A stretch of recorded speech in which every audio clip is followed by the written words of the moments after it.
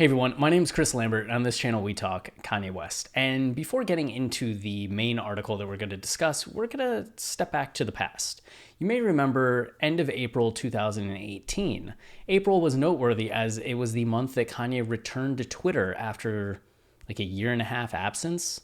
He had deleted his account, it was gone completely, and he reactivated. It was back, and he was tweeting like very philosophical, like new age Kanye things, like about the simulation, water, loving everyone. He talked about writing his book, and that his book was something he was posting on Twitter over time, and everybody's just like, man, Kanye's like on a deep, like philosophical, spiritual, soulful journey. And then April 25th happened. Mostly it's the day that Kanye put on the MAGA hat, right? And tweeted about dragon energy, and everybody kind of lost their minds over that. It kicked off a very chaotic Yeezy season as it led to the TMZ interview, and then Kanye throwing out the album he was working on, and then getting back to what eventually was Ye and Kids See Ghosts and the rest of the Wyoming releases. But in the midst of that, Kanye had tweeted, "I no longer have a manager. I can't be managed." And that was in response to saying he had fired Scooter Braun. Scooter, who had discovered Justin Bieber and Miley Cyrus, he was her manager, I do believe, had been managing Kanye for a few years now. And I think it was the second time around that the two of them had worked together. And Kanye just fired Scooter and said he can't be managed. And it seemed very declarative, right? Like Kanye wasn't going to have a manager anymore. He was going off on his own.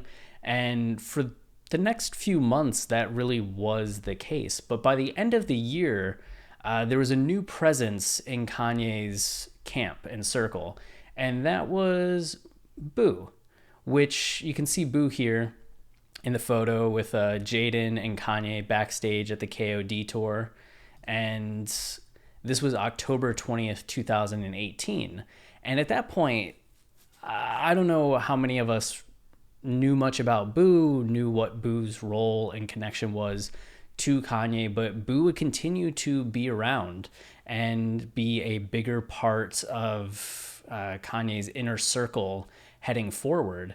And he would give like kind of updates when Kanye wouldn't. So fans were very appreciative to Boo in that way. And just following him on Instagram through his story mostly, you got to see a little bit more about like, oh, he's with Kanye here, he's with Kanye there. Like, okay, Boo's in Wyoming, they must be doing something. Like, Boo's off in Mexico, there's Kanye in Mexico, like they must be doing something. But eventually it came out that like Boo was getting the title of Kanye's manager. He just started being referred to as Kanye's manager in articles and random pieces that mentioned him. But I don't remember there ever being like a full-on announcement.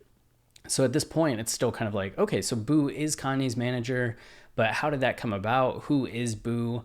I probably, like many, never really looked into it all that much, which probably surprising.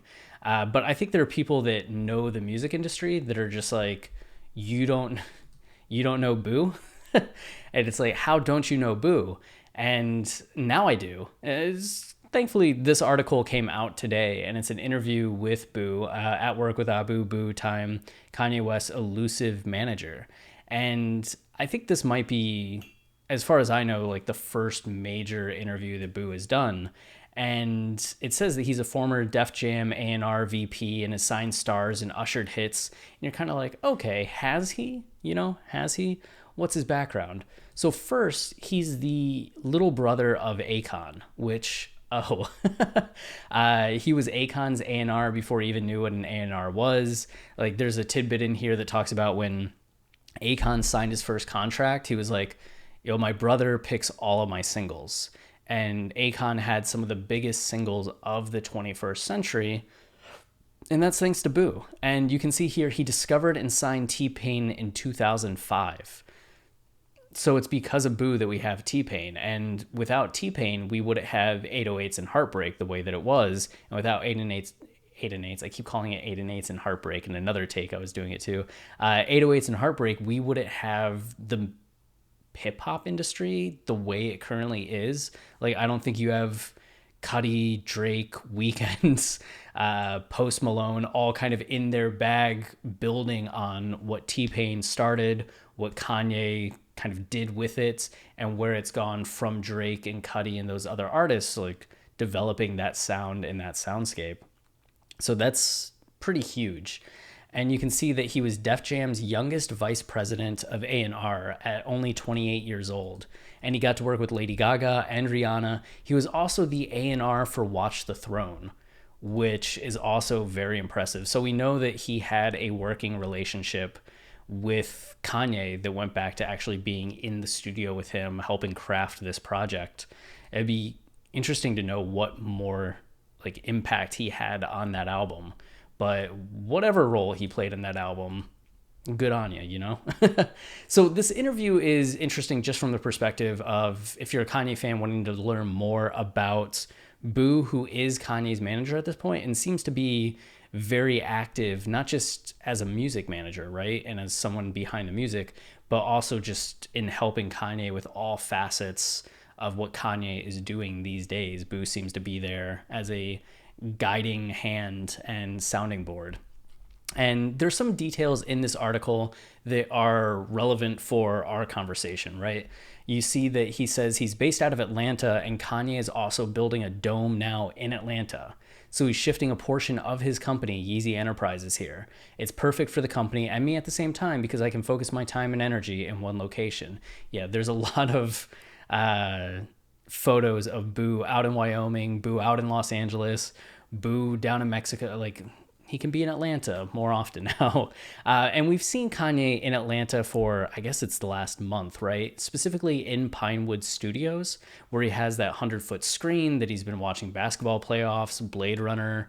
We saw 2 Chainz riding a bike through there. At first, we were all speculating that this was going to be a Gap, Yeezy Gap showcase with a listening party for Donda, right? And they just needed kind of a couple weeks to get that set up, and then we're gonna get the album, we're gonna get to see the clothes. Hasn't happened, but part of that might be because it's just a staging ground for something more. So this dome that he's building, Boo said it's a 100-foot dome, and it means next level. He's doing some amazing things in Atlanta, and this is just the beginning. Do we get to know what goes on in the dome? Not yet. He's still building it out. So I'm wondering if it's once the dome is completed, right, we're going to get the album, we're going to get the listening party that we're all expecting for Yeezy Season 3. I mean, we've had so many of these, like, superficial, like, oh, it's when this happens that we'll get the album. It's when this happens that we'll get the album. At this point, like, it's almost pointless to speculate. But we will continue to speculate. So maybe once this dome's done, you know? But it seems that that's why we've seen so many things be brought down to Atlanta. Like Kanye had transferred some shirts from Wyoming down to Atlanta. A lot of the Yeezy Gap stuff that we saw up in Wyoming down to Atlanta. He had already manufactured, I think, the foam runners or slides in Atlanta.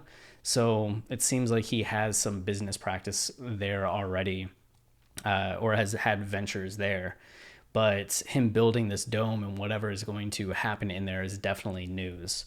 And then we see here that Boo also talks about what can people expect from West's upcoming music. It's some of the greatest music he's made, and everything that's happening now is making the music better. He's had more to talk about, more to say, which, you know, we just had the snippet the other day from Kanye, which... why am I blanking on its name? Was Believe What I Say. Believe What I Say. I didn't blank on its name. But people are kind of like freaking out over the soundscape of that because it sounds awesome. It's this Lauryn Hill sample. It has these drums on it. Like, it's sounding great. Like, I thought Wash Us in the Blood was going to be great as an album song. And I think that's going to get like All Dayed, where it's just off the album. But it's an awesome song, but it's off the album. But he says, are there other artists you are currently working with? I'm working with an up-and-coming artist named Casey Pluto, who's also on Kanye's as yet unreleased album. And Kanye and I are in the process of doing some other stuff with him. So Casey, familiar to a lot of Kanye fans that are very active on West Sub Ever specifically, but also Twitter. Casey first came to prominence when Kanye posted the dry erase board with the Yeezy Sound roster, right? It was a bunch of familiar names, and then Casey was on there, and people were like, Casey, is that Kid Cudi? Who is that? And it ended up being Casey Pluto, who Boo has been working with, who Boo knows. And Casey, it didn't have, in terms of discography, much to his name, was one of these artists that are up and coming that Kanye kind of sweeps into his world for these projects that really get some shine on them and really seem to, I don't know, make a stamp or make a mark on these albums.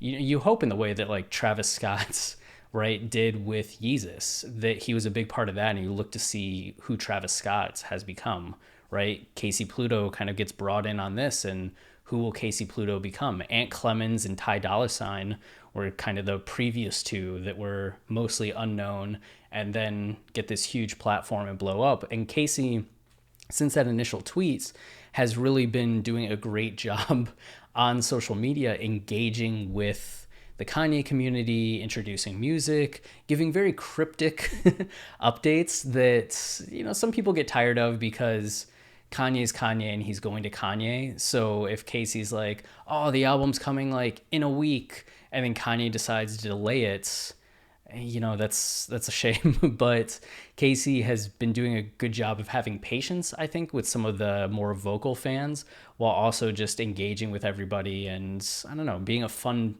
part of this album wait and album delay. And he has talked about that it seems like Kanye is going to executive produce what had been titled From the Basement. I think that's the album he's still going to be putting out, but he also talked about a second album called Who is Casey Pluto, or Who is Casey. And so it looks like there's two projects from him. He's been releasing new music, been into some fashion stuff. So if you want a good follow in the Kanye world, Casey's definitely on that. And you can see Boo even here had posted a photo saying, everybody wish my little bro Casey Pluto a happy birthday. You stuck and believed in my vision for 2 years, and now you going up. I'm gonna make you rich, kid. Love you, Boo Vision. Awesome. So that's kind of like the two main things from this article. You get a little bit more about Boo's background, his interactions with Kanye, what it's like to manage Kanye. It's a great interview. Boo comes off very well in it, where you're just like, I want to hear more of what this guy has to say. So hopefully he does, you know, more interviews. But that's it for this video. We're going to get into some more stuff. There's Kanye's Haiti trip and the Haiti trip that we got to make a video of too. But if you want to support the channel, the easiest way, liking, subscribing, commenting, any of those things tell YouTube that this is a channel people enjoy, and then they show it to more people. And then we're also closing in on 10,000 subscribers. It'd be cool to hit that before the end of the year. So the subscription helps. So thank you. And then we also have our podcast, Watching the Throne, a lyrical analysis of Kanye West. We've been doing this podcast for 5 years, and we've gone through Kanye's discography one time already and are starting on a second time through. Why? The songs are all the same, but we learned so much going through the discography the way that we did, that we're just like, there's stuff that we want to talk about on the College Dropout in relation to Ye and Kids See Ghosts that we didn't get to because those albums weren't out yet. When we first were doing the College Dropout season, The Life of Pablo wasn't even out. So we decided to go back through the discography for the second time. We have these free and public episodes that are going up once a week, and the College Dropout season just started. But we also have our Patreon right here, where we're releasing 2 episodes a week, and the whole catalog, all of our stuff from season 1, well, a lot of the stuff from season 1 or the first time through the discography is still there, but we're also halfway into late registration. So if you want 2 episodes a week and all of the old episodes, then go to Patreon, because on here we're just going to have one album at a time. When the College Dropout finishes, we'll pull it and we'll start posting the late registration episodes, but you'll be able to listen to College Dropout, Late Registration, Graduation, 808s, not 8 and 8s, My Beautiful Dark Twisted Fantasy, all on the Patreon for just $5 a month. And you can see we just released our My Way Home episode, and we'll have, whatchamacallit, crack music coming out in a couple days. And then we also wrote a book on Yeezus. So if you want to pick up a copy of the Yeezus book, there's a link down below for that as well. So that's all I got for this conversation, but we'll be back with another video soon. Until next time, stay wavy and keep it loopy. Cheers.